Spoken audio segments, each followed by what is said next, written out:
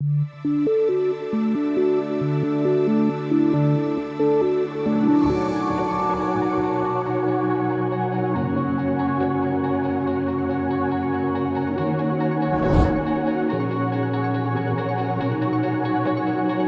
everybody, my name is Siraj Williams. I'm an energy consultant based in Cape Town, South Africa. My name is Aníbal de Almeida. I am a professor at the University of Coimbra in Portugal. So basically, an electric motor is used in industry to convert electric power into mechanical power.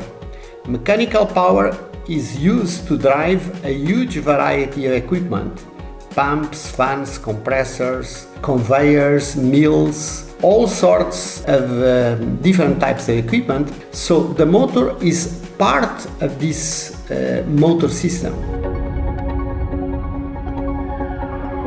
When we consider our industries in general, what we find through scientific study is that almost 70% of all electrical energy consumption is consumed by an electrical motor.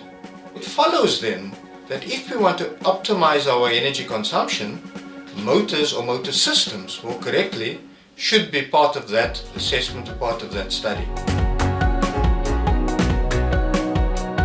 So if you are using a very good motor, very good controls, and the pump is not of high quality, it's like in an orchestra. You have 20 good musicians, but one of very poor quality, then the result is not good. The components in a motor system must be well selected, well sized, and they all must perform with high efficiencies. There is no room for poor performance in a motor system, because you can ruin the performance of the system just with one weak component, like the pump I mentioned to you. In the old days, most motors were connected directly to the main supply, and they worked basically at constant speed during all the time.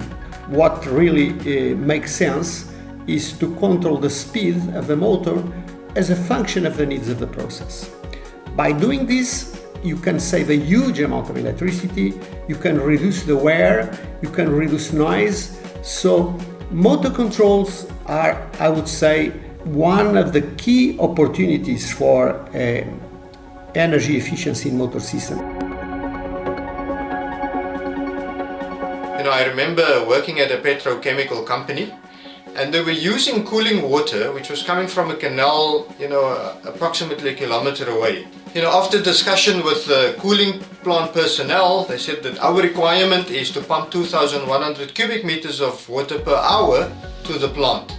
On further discussion with the process engineers, they said, well, we only require 700 cubic meters of water per hour, and that's what we're actually getting. There were 3 pumps that were pumping, and we could switch one of those pumps off. And that was an immediate saving of about 1/3 of the electricity. Because it was an eye-opener for the team. Not only the engineering management, but the energy team as well. And they realized the benefit of actually sitting down and discussing systems with an integrated approach. So this is really the heart of what we're trying to do with the UNIDO systems approach.